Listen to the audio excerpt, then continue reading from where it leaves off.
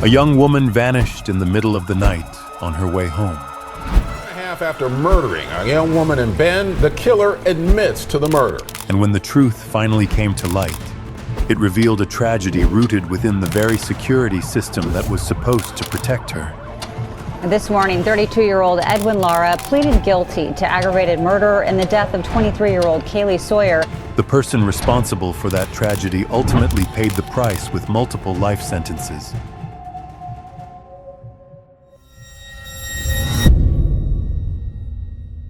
Kaylee Ann Sawyer was a vibrant young woman, born on February 3, 1993, in the city of Bend, Oregon, United States. She had been living with her boyfriend, Cameron, for several years, enjoying a peaceful and warm life surrounded by the breathtaking beauty of the Pacific Northwest. Each day, Kaylee worked as a dental assistant while studying at Central Oregon Community College, where she was well loved for her enthusiasm and optimistic spirit. She had an artistic soul. She loved photography, painting, writing poetry, and often spent time exploring the natural beauty around Bend, a place known for its snow-capped mountains, crystal-clear lakes, and majestic landscapes. Beyond her artistic passions, Kaylee was also an avid sports lover who enjoyed skiing, golfing, fishing, wakeboarding, and other outdoor activities. Bend was truly the perfect place for her to live fully with joy and passion. Although her parents had divorced and remarried when she was young, Kaylee maintained close relationships with both of them, as well as with her step-parents and 4 brothers. Friends and family described her as one of the happiest and most radiant people they had ever known. A young woman who spread joy, cared deeply for others, and made every place she went brighter. Her mother once said, "To Kaylee, everyone was a friend, even if they were a stranger." On the evening of July 23, 2016, Kaylee Sawyer eagerly got ready to attend her close friend's bachelorette party. She chose a simple yet eye-catching outfit and left her small apartment in Bend to meet her friends in the downtown area, not far from the campus of Central Oregon Community College, where she was studying when she arrived. Kaylee parked her car at a friend's house and joined the group for what would become a lively night. For hours, they went from bar to bar, soaking in the energy of music and lights. Laughter, songs, and cheerful conversations filled the air, making the night feel longer than usual. Friends described Kaylee as someone who radiated positive energy everywhere she went. She danced, sang along, and embraced every moment of joy. At one point during the night, Kaylee began dancing with a man she didn't know inside the bar. Coincidentally, one of Cameron's friends, her boyfriend, was also there and happened to see it. Believing Cameron should know, he texted him to tell what he had seen. Shortly after midnight, as the clock struck July 24, 2016, the party slowly came to an end amid laughter and exhaustion.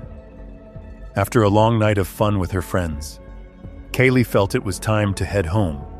She called her boyfriend, Cameron, asking him to pick her up. While he was on his way, Cameron received a text from Kaylee herself. She apologized for dancing with a stranger earlier and worried it might have upset him. A short while later, Cameron arrived, and Kaylee got into the car. However, the silence between them quickly turned into an argument. Both were tired and tense, and their conversation grew heated during the drive back to their apartment complex. When they arrived, Cameron said he stepped out of the car to cool off, while Kaylee stayed inside, tears running down her face, saying she needed a little space to calm down. 10 minutes later, Cameron returned, hoping things had settled. But as he approached, He saw the passenger door wide open, and Kaylee was gone into the darkness. The quiet air around the apartment complex sent a chill through him.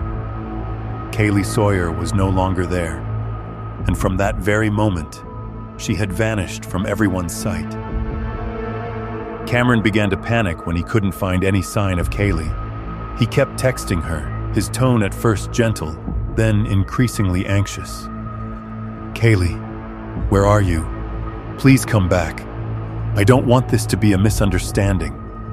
I'm driving around looking for you, but please, help me out a little." The last message from Kaylee was brief. "My phone's about to die."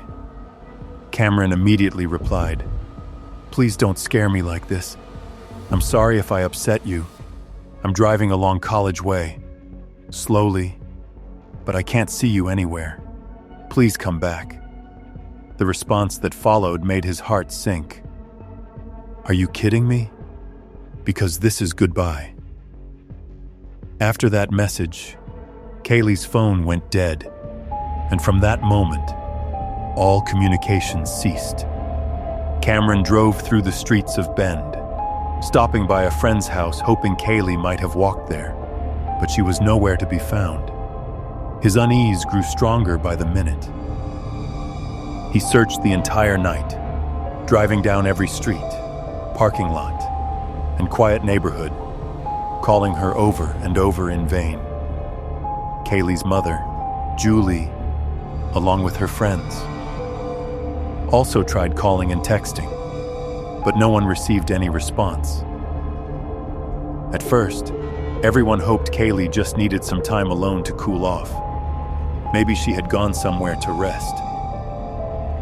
But when the sun rose and she was still nowhere to be found, that hope quickly turned into real fear. Soon after, Cameron made the decision to contact the police and report her missing. Hi. I'm not sure if this is quite the right number to call. Last night I got home from the bars with my girlfriend. She got upset at me and ran off. And I chased her and wasn't able to find her, and I still haven't heard from her. Her phone's off. I called all her family and they haven't heard from her, so I'm wondering what you recommend I do. We can put in a call and we can have officers and deputies look for her. Okay. Where was she last seen at? College Way. In that apartment complex? Yes. In a specific apartment or? In the parking lot. It was like 1 o'clock in the morning. Yeah, she was mad at me, so I walked inside and told her to come meet me, and then when she's like, calm down. And then I went back out in 10 minutes and she was gone, and I called her a few times and she said she was walking down the street, and then I guess she said her phone was about to die, and then I couldn't get a hold of her after that. I haven't heard from her since. Okay. She took off on foot? Yes. What's her last name? Sawyer. First name? Kaylee. Kaylee. And she's got her phone with her? She did last I saw her, but it's been dead all day, and what's the phone I imagine she would charge it. Do you know what carrier it is? It is Verizon. She has a vehicle. It's parked at her friend's house, and I've been over there and talked to her friend, and she hasn't heard from her either. And the vehicle's still there? Yep. Any idea where she would go, or? I don't know. I figured she'd go where her car was, her best friend's or her mom's, and I've been over to both. Talked to her dad, and I just haven't heard anything from anybody knowing this. Okay. All right, we'll have an officer get in contact with you. If she gets in contact with you, they'll give us a call back. Okay, will do. Thank you. Bye. Thanks, bye. Yes, I need to have an officer call me. My daughter is missing, and she is over 23, but she has epilepsy and some medical issues. All right, and what is your name? My name is Julie, Juli. Okay, I'm going to have the officer who spoke with her boyfriend earlier give you a call, okay? That would be awesome. Thank you so much. You're welcome. Bye-bye. Bye-bye.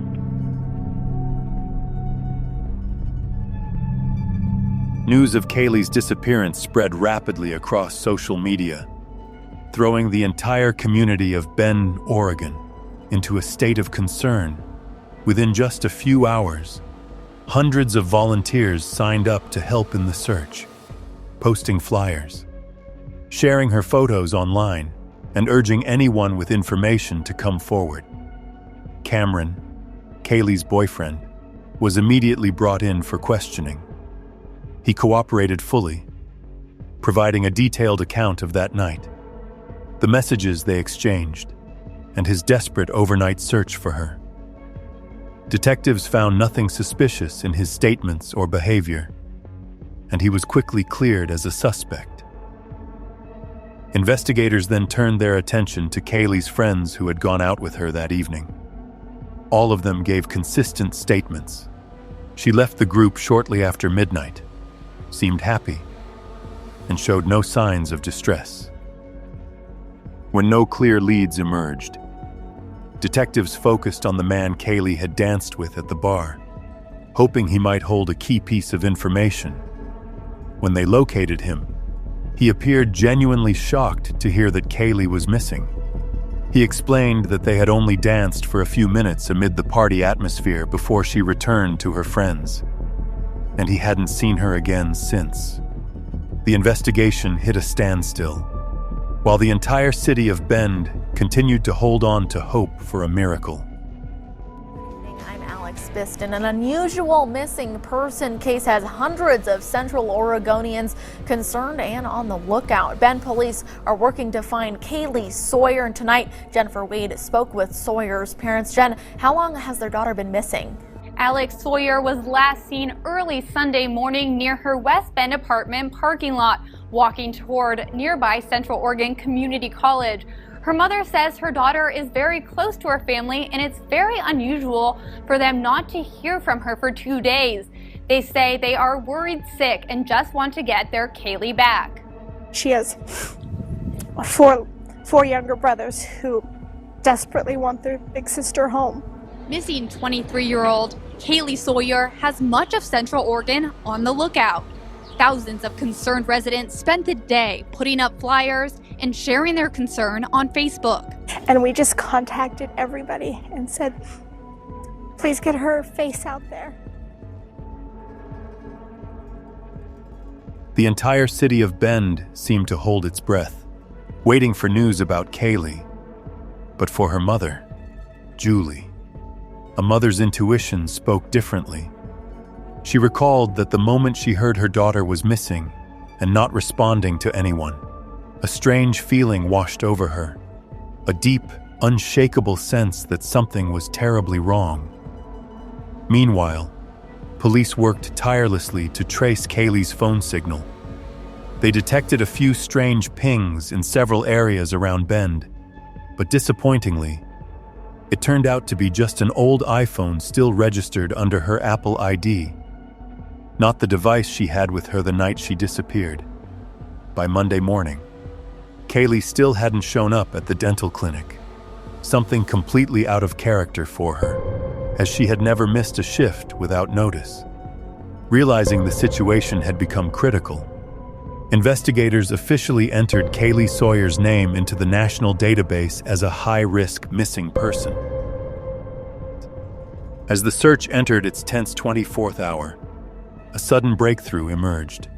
Isabel Ponce Lara, a newly hired officer with the Bend Police Department, came forward to report deeply troubling behavior from her husband, 31-year-old Edwin Enoch Lara. Isabel explained that since Edwin returned home very late on Sunday night after his shift at Central Oregon Community College, where he worked as a campus security officer, he had been acting extremely strange. He was unusually quiet, avoided conversation, and appeared visibly nervous, as though hiding a terrible secret. When he works at graveyard like he did on Saturday night, he starts at like 3 p.m. What time? Like, does he work like a 12-hour shift or? It's always changing. It's always changing. It's always unpredictable. So I actually was on the point that I didn't even know when he was going to be working or not. So what time is church on Sunday? 9 in the morning. Are you are you noticing anything weird at all at this point? So yeah, so he was very quiet, like on the way to church. Wasn't saying much. This is unusual. Mm-hmm. at church, he was just very quiet, very just withdrawn. Like he would usually like grab my hand or something. He wasn't doing it. So when we get out of church, I asked him, "What's wrong with you? What's going on?" I told him, "You know, we've been together for a very long time. I know something's up." Could you get some Kleenex? Do you want something to drink too? To their colleagues, Edwin and Isabel Ponce Lara appeared to be the perfect couple. Both worked in law enforcement, with Edwin serving as a campus security officer at Central Oregon Community College, and Isabel recently joining the Bend Police Department as a new officer. However, behind closed doors, their relationship had been strained for quite some time. On that Sunday morning, they still tried to maintain a sense of normalcy. They went to church together, where Edwin played in the worship band, and afterward, they went to see a movie to relax. Yet Isabel could tell something was off. Her husband seemed distant and uneasy. He barely spoke the entire morning, his face somber and his eyes avoiding hers. Comes out of the room, and his eyes were all teary. That's when I'm like, "What happened? Tell me what happened. What's wrong?" So he sits on the sofa. I turn off the TV, and then he just says that. He's like, I kill a woman, that's what he said. You hit her with the car, that's an accident. Yeah. Why? What do you mean you panic? What do you mean? And what did he say? He just kept saying, "I panic," and at that point he's already, like, he got up and he's already, like, going into the room and walking back and forth. And I'm not really quite understanding what he's telling me. And then I'm like, "So what did you do with the body? What?" And he's like, "I hit her." And I'm like, and then I kept asking him, "What does it got to do with you hitting her and now you panic and you hit the body?" So it didn't make sense to you? It wasn't making sense to me.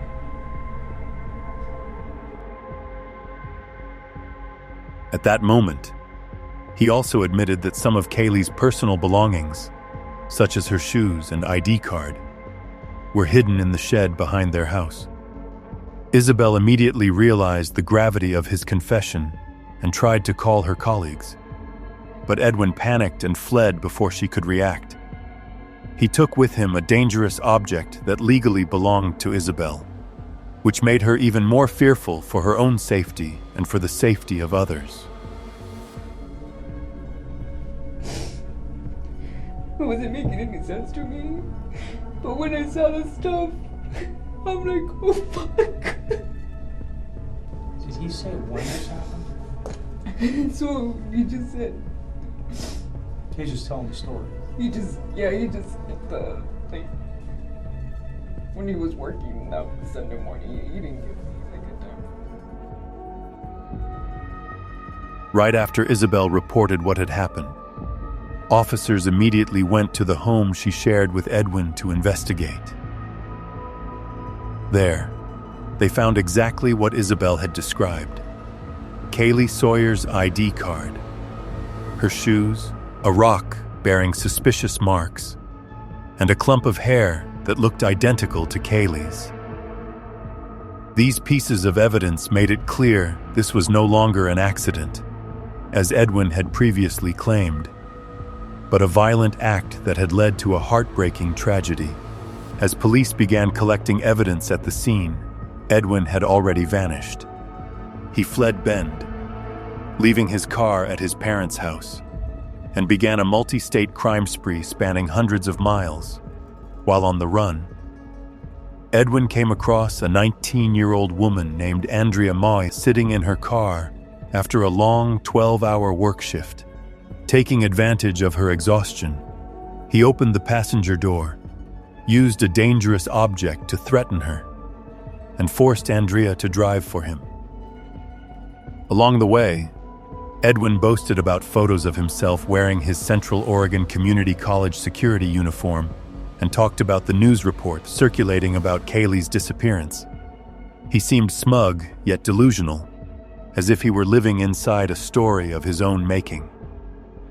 After 3 straight hours on the road, Edwin decided to stop at a roadside motel, coercing Andrea to pose as his girlfriend to avoid suspicion while checking in.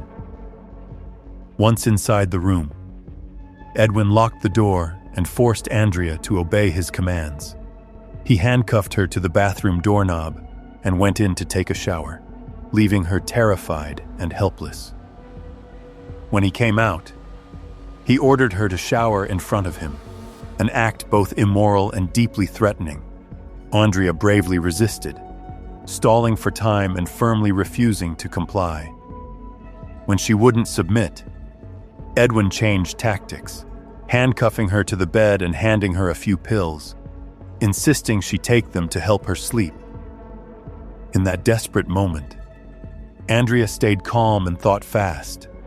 Just then, her phone alarm went off, a small, seemingly insignificant moment that would end up saving her life.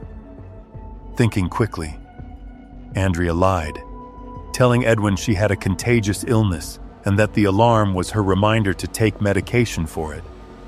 She hoped the story would make him hesitate and abandon his intentions. Thankfully, her quick thinking worked. Edwin paused, visibly unsettled, and slowly backed away, letting go of his initial plan to harm her. After leaving the motel around 1:30 a.m., Edwin, now increasingly paranoid and unstable, continued his flight with Andrea. They drove through the night with almost no rest, stopping around 5 a.m. at another roadside motel. There, Edwin got out of the car and approached a 73-year-old man standing near his vehicle, in a state of panic. Edwin tried to take the man's car and used a dangerous object to attack him, leaving him seriously injured in the abdomen. Fortunately, the victim was rushed to the hospital in time and survived. Unable to steal the vehicle, Edwin and Andrea fled the scene on foot and made their way to a nearby gas station, where he spotted a 76-year-old woman sitting in a car with her 2 young grandchildren. He forced them to surrender the car and even made one of the teens drive for a few minutes to avoid suspicion. He later released all 3 unharmed. The incident threw the entire area into chaos, prompting police alerts across multiple states. Edwin then ordered Andrea to keep driving toward California, where he claimed his family lived. Along the way, he used Andrea's phone to record a video confession. Hi, everybody. I just want to say that I apologize for everything I've done. Most likely I'm going to get caught. And sorry about that girl. In Central Oregon. And I just want to let family members, Andrea, that she's fine and she will be fine since so far she's been doing what I've been told to do. I used to kill that other girl, and I regret it. I regret killing her. She's kept screaming, and I'm stopping her forever.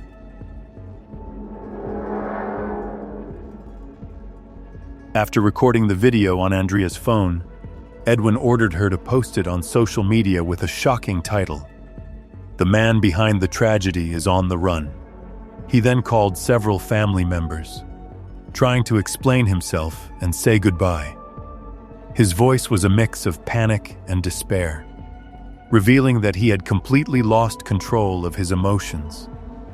Around 6:40 a.m., Edwin calmly dialed 911 and began speaking with the dispatcher. 911 emergency reporting. Yes, hi. This is Edwin Lara, and I'm the guy on Interstate 5, going at high speed. I know you guys have the chopper on me already. Yeah. And yeah, I just want to say I am going to turn myself in. So, you know, I am wanted for murder in the state of Oregon. Okay. Edwin, Yeah. where are you at right now? I have no idea. Are you by yourself or? No, I have someone with me. I kidnapped her in Oregon. She's innocent. Her name is Andrea. I'll let her give her last name so you can call her family, okay? Okay. Just give me a second. Hello? Yeah, hi. What's your name? Andrea? Andrea, what's your last name? Maes, M-A-E-S? Okay, are you hurt at all, Andrea? No. No? Okay. Do you know where you are? Let me talk to Edwin again.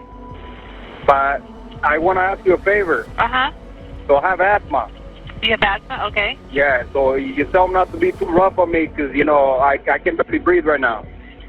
Okay. The officer sees you, and are you able to safely stop? Yeah, I can stop, but not right now.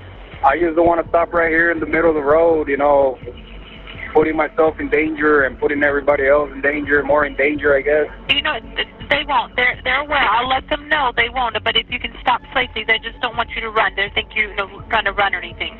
Okay. Edwin, do you have any weapons with you? Yeah, that's what I was going to say. I do have a gun on me. I am not going to flash the gun, so you tell them not to shoot me. Okay. No, I don't want to die. Okay, you stick by your word, though. I'll let them know. Yeah, I'm going to let them know. You know, don't hurt Andrea. You know, she's a nice girl. You know, don't hurt her. I'm actually calling my family just to say bye to them. So once I'm done calling all my family, then I'll turn myself in. When California Highway Patrol officers spotted the suspicious vehicle speeding down Interstate 5, they immediately activated their sirens and ordered it to pull over. But Edwin refused to comply, accelerating even faster, and the chase quickly became dangerous. With speeds exceeding 100 miles per hour, police set up roadblocks along the highway, and after several tense minutes, the car was finally forced to stop.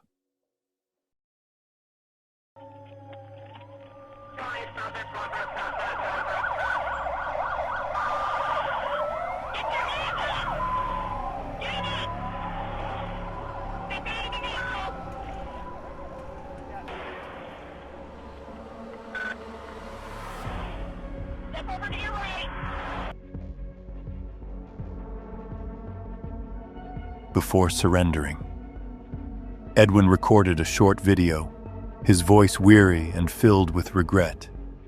He said, "I know everything is being recorded, and I just want to say I'm sorry to the family of Kaylee Sawyer. I truly regret what I've done. When the time comes, I'll tell them where she can be found." After speaking those words, he handed the phone back to Andrea, the young woman he had held captive for 2 days, and stepped out of the car. Officers immediately surrounded him, ordering him to the ground and placing him in handcuffs. Andrea, shaken but unharmed, was also taken into custody for questioning. Within hours, investigators confirmed that she was completely innocent, a victim caught in the middle of a tragic chain of events. She was released soon afterward. So, Edwin, at this point in time, I do want to let you know that the room is being video recorded. It's also being audio recorded. After being arrested and taken to the police station, Edwin Enoch Lara began giving his statement, trying to stick to the same story he had told his wife, that everything had been an accident. He claimed that while patrolling the campus of Central Oregon Community College, he had accidentally hit Kaylee Sawyer with his car, then panicked when she started screaming, saying he held her down until she went quiet.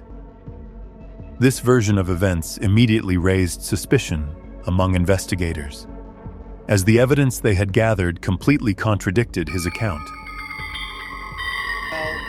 Finding out stuff about you with your family and those kinds of things. I know you got a heart that's probably pretty heavy, and you want to tell us some stuff about the vehicle accident, and that's why we're here, okay? We have not been able to find Kaylee's body. can you please help me find her body immediately before we start talking about anything else? The reason why I'm asking you that is I've done this a bunch of times. I want to tell you where the body is. Yeah. I do. And you know this, man. Matt wants to do a map.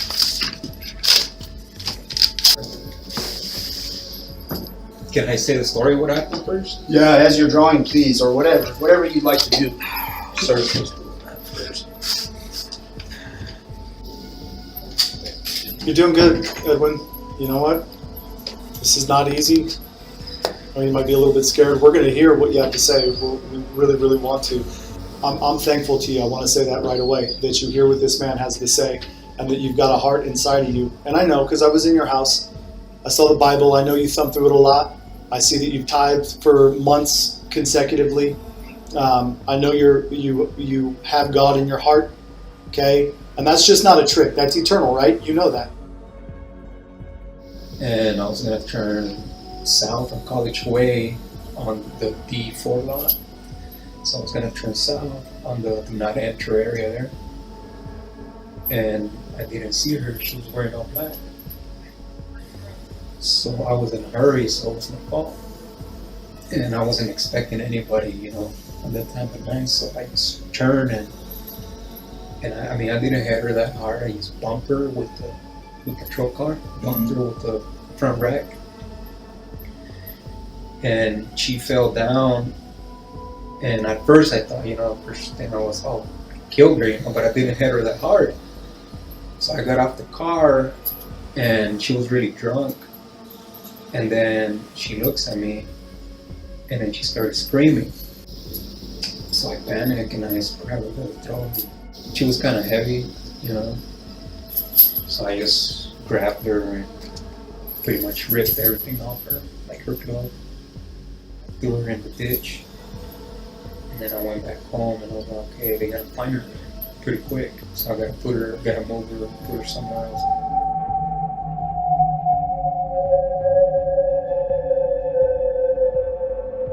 Realizing that Edwin was a deeply religious man, the detectives decided to take a different approach. Instead of pressuring him, they spoke calmly, reminding him that no matter how much he denied or stayed silent, he would ultimately have to face God and his own conscience. They emphasized that telling the truth wasn't just about cooperating with the law, but also about seeking repentance and forgiveness. The approach began to affect Edwin. He lowered his head, sat in silence for a long moment, and finally, in a trembling voice, began to speak. So a couple things you need to understand, and we're finally getting to the real problem here. We really are. Is you knew she was never getting out the car the moment you shut that door. Well, let me finish. You need to let me finish, right? Immediately you go to give me your purse and your phone. Well, I knew she wasn't going to get out. She wasn't going to survive that encounter. This is where it does not make sense. If your intent isn't already there to do some kind of harm or some kind of evil to her, some friggin' evil that's there, bro, it's there. You just got to face it down, man. You can't cower away from it. You face that damn thing down right now. If you know the only way, if you don't have intent in her head, your thought is, I got to keep that phone away from her because she's going to call for help before anything bad's even happened. You've already made a decision. Am I right or am I wrong? Tell me. So I made the decision at that time to silence her, to kill her. Let's be real. When you say silence her, you mean kill her. Is that correct? Because when did you make that decision?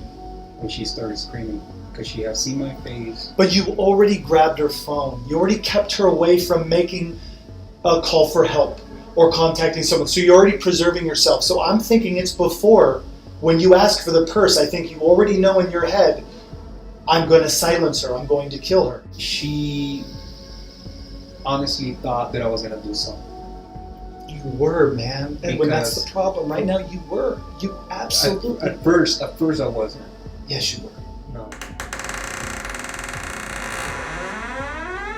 After stepping out of Cameron's car to walk in the dark, Kaylee Sawyer likely just wanted to get some air and calm down after their argument. As she walked along the quiet road near College Way, a campus security vehicle from Central Oregon Community College slowly approached. It was driven by Edwin Enoch Lara, a security officer on duty that night. Seeing a young woman walking alone so late, he stopped the car. Whatever conversation took place between them, no one will ever know for sure.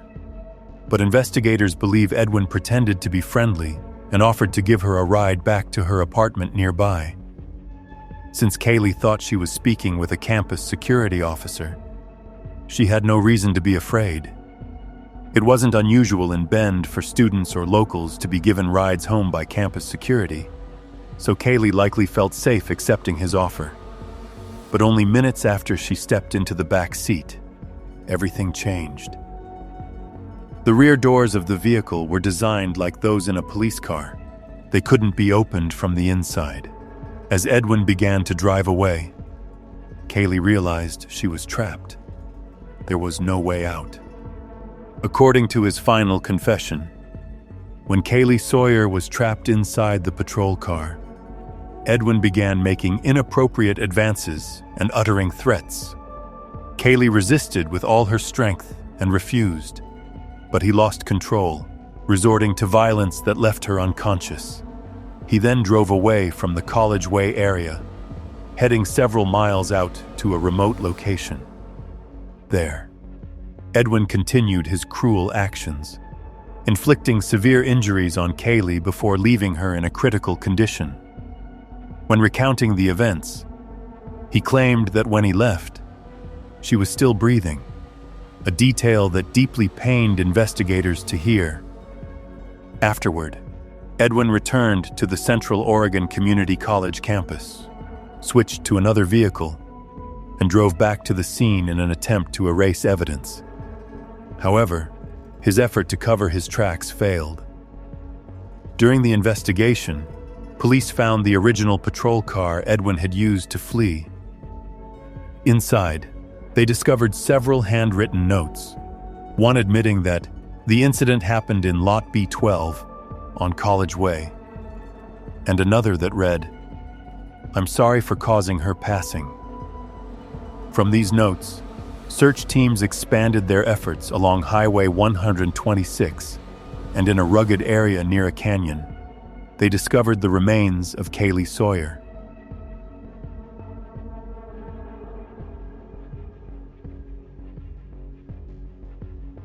A tragic update to bring to you tonight in the disappearance of Bend resident Kaylee Sawyer.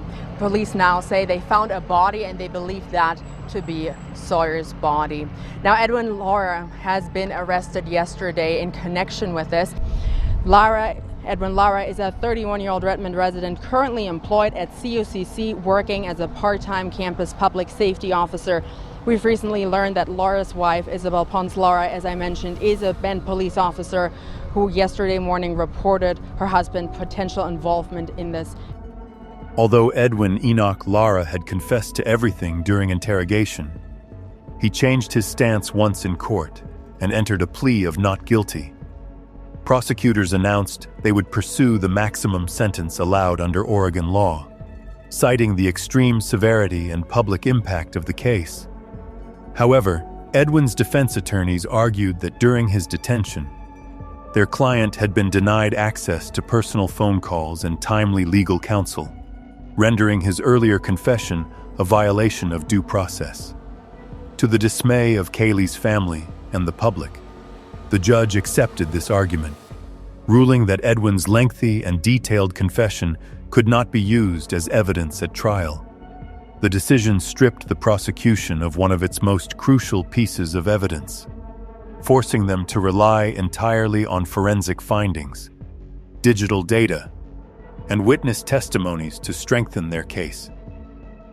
Throughout the proceedings, Edwin's attorneys described his actions as an inexplicable phenomenon, suggesting they could stem from hereditary cognitive disorders or neurological impairment.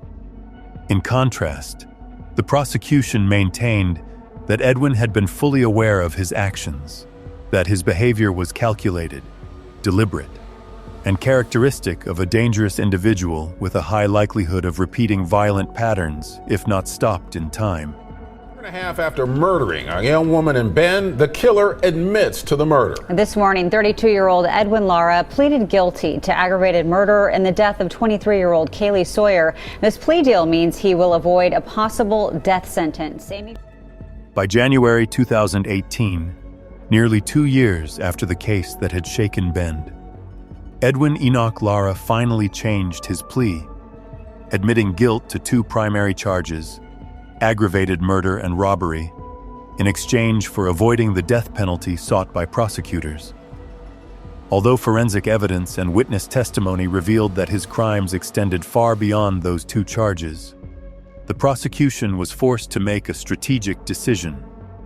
They informed Kaylee Sawyer's family that pursuing additional charges related to sexual misconduct could complicate the trial, prolong proceedings, and risk delaying or even reducing a life sentence. The district attorney explained that the ultimate goal was to ensure Edwin would never have the chance to leave prison.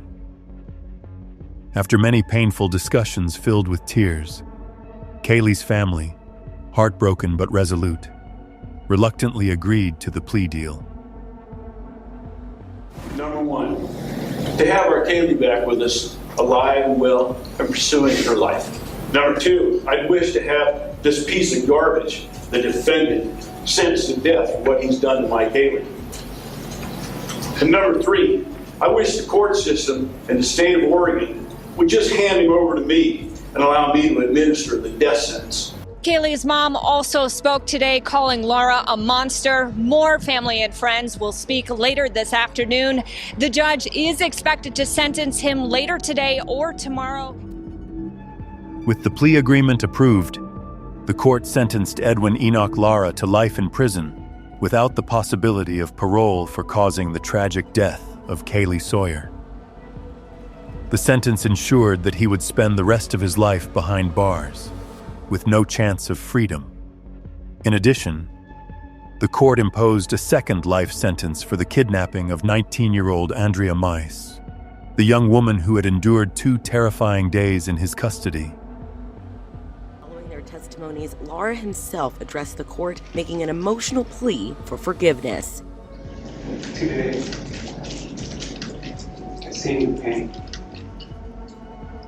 Today, I've seen your hate.